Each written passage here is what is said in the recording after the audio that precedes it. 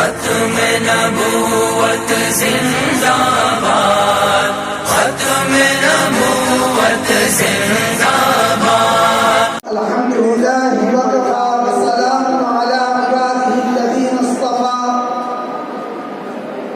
اما بعد فقد قال اللہ تبارک وتعالی فی الکلام المجید والفرقان الحمید، فاعوذ باللہ من الشیطان الرجیم، بسم اللہ الرحمن الرحیم، فاستمسک بالذی اوحی الیک انک علی صراط مستقیم وانہ لذکر لک ولقومک وسوف تسألون۔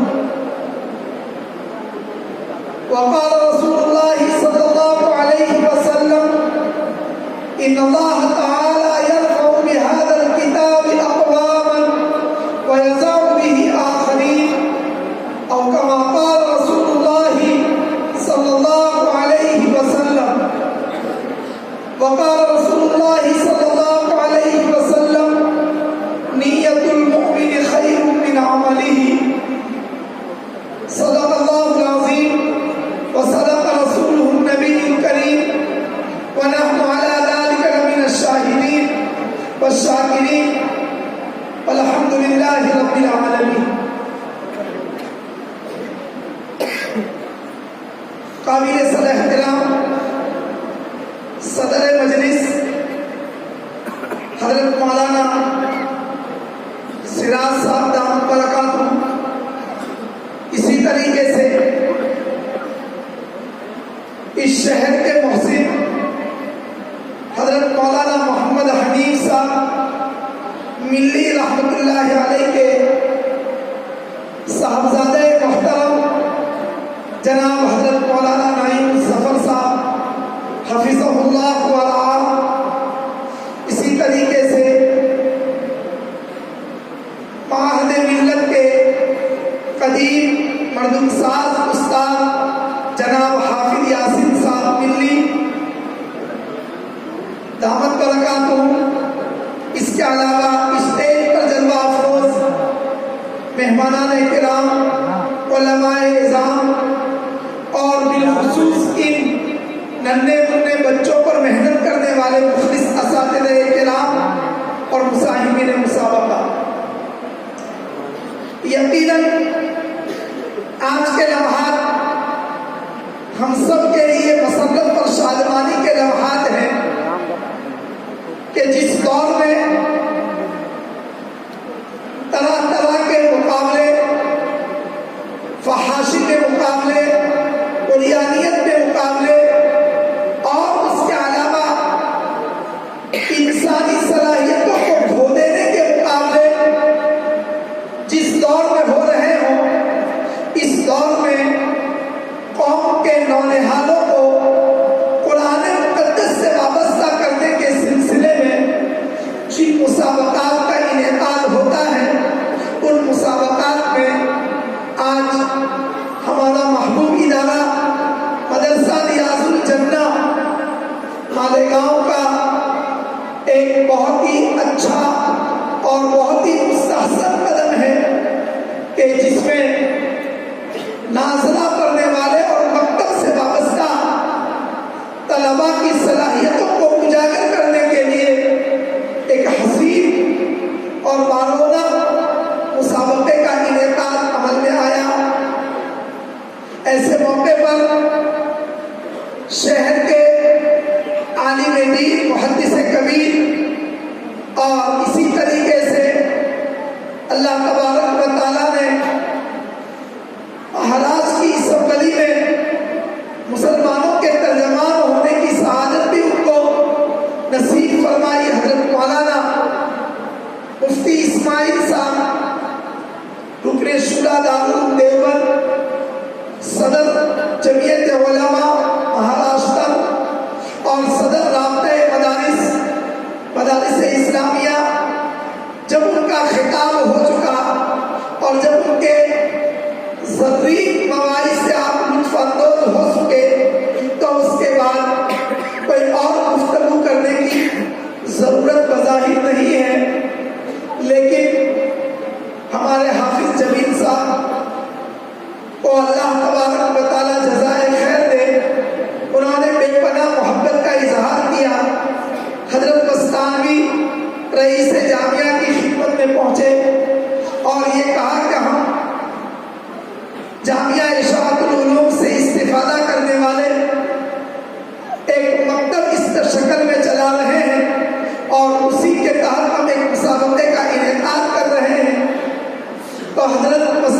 दामत बरकातहू ने मुझे हुक्म किया कि जामिया से ही हकम हजरात का इंतज़ाम भी किया जाए और अगर मौका हो तो तुम भी चले जाओ। तो बहरहाल और उसके साथ साथ इन्होंने हमारे दोस्त जनाब कारी निसार साहब किरालवी जो शोबे हिफ्ज़ के सदर हैं उनको मेरे पीछे लगा दिया।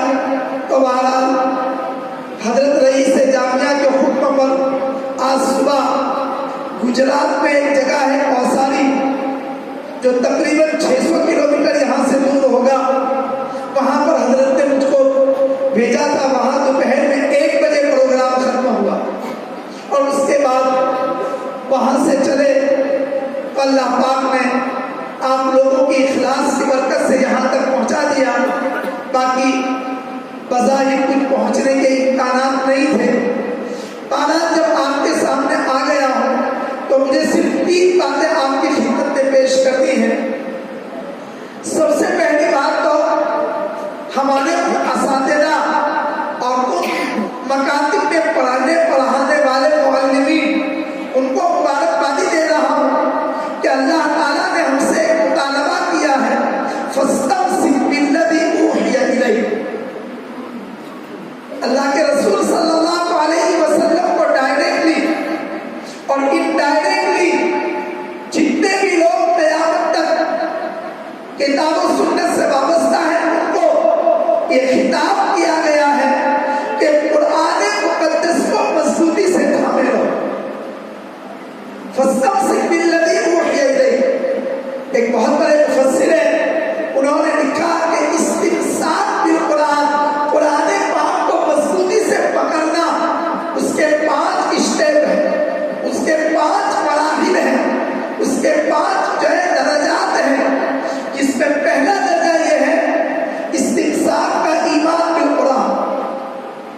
कुरान पाक पर हमारा ईमान हो। कुरान पाक ने अगर ये कह दिया कि खिंजीर का गोश्त खाना हराम है, इस पर हमारा ईमान होना चाहिए, वरना खिंजीर का गोश्त खाते खाते खाते खाते चीन के अंदर जो नौबत आई उसने ओपन कर दिया कि कुरान ने जिसको हराम किया इसको हलाल करने वाला कभी भी कुरान पाक के हराम को हलाल करने वाला कभी चैन और इत्मीनान और तंदुरुस्ती और तंदुरुस्ती की जिंदगी नहीं गुजार सकता। कुरान पाक ने कह दिया यमहकुल्लाहु रिबा व युर्बि सदक़ात कि सूद हराम है और माल खत्म होता है सूद के जरिए और सदक़ात के जरिए माल बढ़ता है। आप पूरी दुनिया में जहाँ कहीं मंडी मंडी मंडी का शोर मचाया जा रहा है, जिन जिन इलाकों में और जिन जिन मुल्कों में और जिन जिन संस्थाओं में अगर सूदी कारोबार चल रहा है वो आहिस्ता आहिस्ता रफ्ता रफ्ता उनका पैसा खत्म हो जाता है और उनका पैसों के अंदर कभी भी जो है बरकत नहीं होती। तो मैं ये अर्ज कर रहा हूँ कि पहला मरहला है इस्तिमसाक बिल कुरान का ईमान बिल कुरान। कुरान पाक पर हमारा ईमान अगरचे हमारी समझ में ना आए लेकिन कुरान पर हमारा ईमान। हमारे गुजरात में झूला खाने का बहुत शौक है, तो एक बूढ़ा और बूढ़ी रोजाना फजर की नमाज के बाद कुरान खोल कर बैठ जाते और गुजराती जबान में उनको कुछ नहीं आता था और गुजराती जबान में हर हर सतर पर और हर लाइन पर उंगली उठाते उठाते फिराते फिराते ये कहते कि अल्लाह तूने ये कहा ये भी सच है, तूने ये कहा ये भी सच है, तूने ये कहा ये भी सच है। हत्ता कि उनका इंतकाल हो गया और किसी ने इंतकाल के बाद हाथ में देखा तो कहा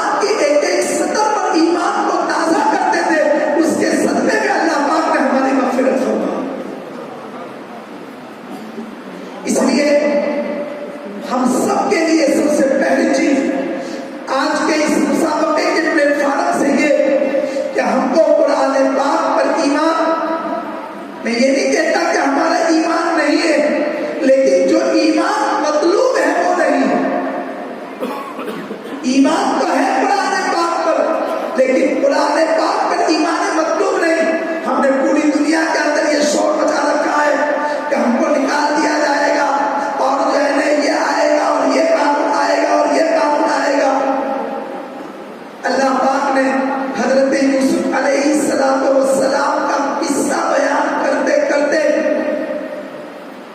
हमको बता दिया कि हमने तुमको एआरसी दिया है, वकज़ालिक मक्कन्ना लियूसुफ फिल अर्द, हमने सरजमीन मिस्र में यूसुफ के कदम जमा दिए। तो यूसुफ अलैहिस्सलाम के कदम ऐसे मौके पर कि जहां हजरत सैयदना यूसुफ अलैहिस्सलाम अकलियत में थे, लेकिन वहां पर अल्लाह तबारक व तआला ने उनको वो मकाम और वो मर्तबा अता किया। तो बहरहाल ईमान बिल कुरान नंबर 1 पर इस्तिंसार का पहला स्टेप। दूसरा स्टेप इस्तिंसार का यह है कि तालीम कुरान, कुरान पाक को सीखना और सिखाना। इस वक्त जितने मुअल्लिमीन मकातिब हैं वो अल्लाह तबारक व तआला के इस्तिंसार बिल कुरान का जो मुतालबा है, उस मुतालबे में तालीम कुरान के जरिए इस जो है ना फरीज़े को अंजाम दे रहे हैं।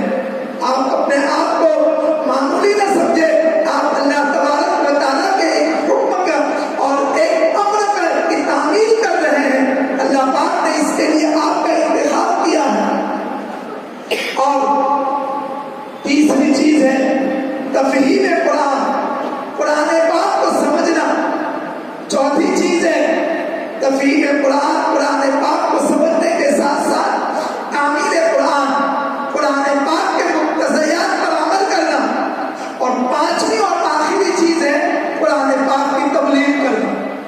इस वक्त जैसे हजरत मुफ्ती साहब अभी फरमा रहे थे कि ये बच्चे नूरानी कायदा पढ़ते ही कुरान पाक को इतना अच्छे अंदाज में पढ़ना शुरू कर देते हैं कि किसी पुराने इमाम साहब का कुरान सुनते हैं तो ये तबसरा करने लगते हैं कि इन्होंने ये हर्फ नहीं अदा किया, इन्होंने यहाँ पर इख्फा की जगह इदगाम किया। हालांकि ये बड़ों का काम है, छोटे बच्चों का काम नहीं है कि अपने किसी बड़े की गलती निकाले। उनको जो है ना अदब के दायरे में रहना चाहिए, लेकिन उनकी हिस्स इतनी तेज हुई, उनका एहसास इतना बढ़ा कि उन्होंने इस तालीम कुरान के सदक़े में और तालीम कुरान के नतीजे में उन्होंने कुरान पाक से अपने आप को ऐसा वाबस्ता किया कि अपने घर में भी अच्छा कुरान पढ़ते हैं, अपनी माँ को भी अच्छा कुरान सुनाते हैं। ये सब तबलीग कुरान के सुनने में आता है।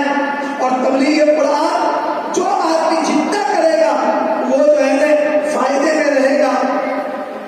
हजरत मौलाना अबरारुल हक साहब हरदोई रहमतुल्लाह अलैह जब एक मर्तबा हरम शरीफ पहुंचे तो उन्होंने हजरत शेख ज़करिया साहब रहमतुल्लाह अलैह ने अपने खादिम को भेजा और खादिम को भेजकर पूछवाया कि जाओ अबरारुल हक को पूछो कि ये तुम्हारा हरमैन शरीफैन का कौन सा सफर है। तो जवाब दिया कि किसने पूछवाया? कहा कि हजरत शेख ज़करिया साहब रहमतुल्लाह अलैह ने, उनके उस्ताद थे। इसलिए उन्होंने फौरन जवाब दिया कि हजरत आपकी दुआओं के सदक़े में ये 50वां सफर हरमैन शरीफैन का है, 50वां सफर है। तो उसके जवाब में क्या हजरत शेख ने फरमाया कि ये कुरान पाक की खिदमत के नतीजे में अल्लाह तबारक व तआला ने ये मकाम अता किया है। तो मैं आपको याद कर रहा हूँ कि हजरत खादिमुल कुरान मौलाना गुलाम मोहम्मद साहब अस्तानवी दामत बरकातुहू, अल्लाह उनके उम्र में बरकत अता फरमाए। और अल्लाह पाक ने उनसे जो किताब और सुन्नत की खिदमत का काम दिया है उसके सदक़े में अल्लाह पाक उनके इखलास में मज़ीद तरक्की अता फरमाए और इदारे की अल्लाह पाक हर तरीके से हिफाजत फरमाए। उनका एक मलफूज है कि जो काबतुल्लाह की हाज़िरी देना चाहता हो वो अपने आप को कुरान से वाबस्ता करे। जो काबतुल्लाह के करीब जो आदमी जितना कुरान से करीब होगा अल्लाह पाक उसको काबतुल्लाह के करीब करेगा। ये हजरत का मलफूज है। और आज जैसा कि ऐलान किया गया कि जो तालिब इल्म पहला नंबर लाएगा 1 से 30 में, 1 से 30 में पहला नंबर लाएगा तो उसके उस्ताद को उम्रे की दौलत से मालामाल किया जाएगा। ये क्या चीज है? ये कुरान से वाबस्ता होने का बिल्कुल कड़क और जिंदा मिसाल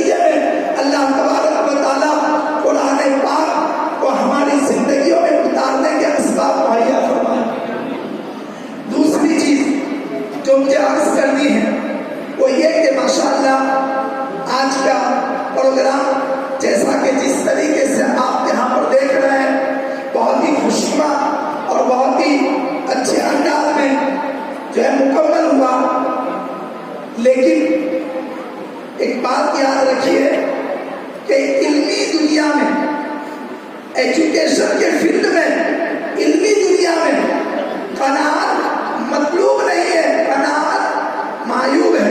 یہ نہیں سمجھنا چاہیے کہ بس ہم نے تو ایک مسابقہ کر لیا اور ہم نے تو قرآن پاک میں ہمارے بچوں نے 5 بچوں نے نمبر لے آئے، ہم تو بہت کامیاب ہو گئے، ہمیں اس میں اور ترقی کرو۔ اس لیے ہمارے بزرگوں میں سے ایک بزرگ نے ایک بات لکھی ہے کہ مکاتب میں 5 قسم کی تعلیم بہت ہی توجہ کے ساتھ دینی چاہیے۔ نمبر 1، تعلیم قرآن بالتجوید، قرآن پاک کی تعلیم تجوید کی رعایت کرتے ہوئے، اور ماشاءاللہ اس کی ہوا چل پڑی ہے، اور شہر مالیگاؤں کے میں نے 2-3 ادارے ایسے دیکھے ہیں کہ جنہوں نے قرآن پاک کو اپنا موضوع بنایا اور قرآن پاک کو تصحیح کے ساتھ پڑھنے کو انہوں نے جو ہے اپنا فرض اولی قرار دیا، جس میں ہمارا یہ ریاض الجنہ بھی ہے۔ دوسری چیز جو اس کے ساتھ ساتھ کرنے جیسی ہے وہ ہے تصحیح عقائد۔ مکتب کی تعلیم کے دوران جب عقائد درست ہو جاتے ہیں تو دنیا کی کوئی طاقت ہمارے عقائد کو بگاڑ نہیں سکتی۔ ہمارا بچہ کسی بھی غلط کام کے اندر حالات کے جیسے متاثر ہو کر مبتلا ہو سکتا ہے، لیکن جب تعلیم میں اس کے عقائد درست ہو جاتے ہیں تو اس کو کوئی شرک میں مبتلا نہیں کر سکتا۔ اس لیے عقائد کی تعلیم بہت ہی اہمیت کے ساتھ ہونی چاہیے۔ تیسرے نمبر پر تعلیم مسائل، مسائل کی تعلیم میں ماشاءاللہ ہمارے مدارس میں مختلف قسم کی کتابیں پڑھائی جاتی ہیں، جس میں تعلیم اسلام کو جو ہے اولیت حاصل ہے، اور اس کے علاوہ بھی کتابیں الگ الگ انداز میں آئی۔ ایک کتاب بہت اچھی ہے جو مدارس کے نصاب میں داخل کرنے جیسی ہے۔ لندن میں ایک مولانا ہے حضرت مولانا سمیر الدین صاحب، ان کی کتاب ہے ثمرۃ الفکر، اور سوال جواب کے انداز میں بڑے اچھے مسائل پر مشتمل وہ کتاب ہے۔ تو مسائل کی تعلیم، ان مسائل کی تعلیم کے ساتھ ساتھ چوتھی چیز ہے مشق مسائل تعلیم، یعنی ہم تعلیم مسائل کو پڑھا دیتے ہیں لیکن پریکٹیکلی طور پر جیسے اتوار کے دن چھٹی ہوتی ہے یا کسی اور وقت پر بچیاں الگ سے جماعت نماز پڑھیں، بچے الگ سے نماز پڑھیں، ایک امام بنے اور وہ جو ہے قرآن پاک کی سورتوں کو پڑھیں، پہلے کیسے پڑھی جاتی ہے، کون سی سورت پڑھی جاوے، پھر کون سی سورت پڑھی جاوے، وضو کا طریقہ کیا ہونا چاہیے، فرائض وضو کون کون سے ہیں، تو ایسی تمام چیزیں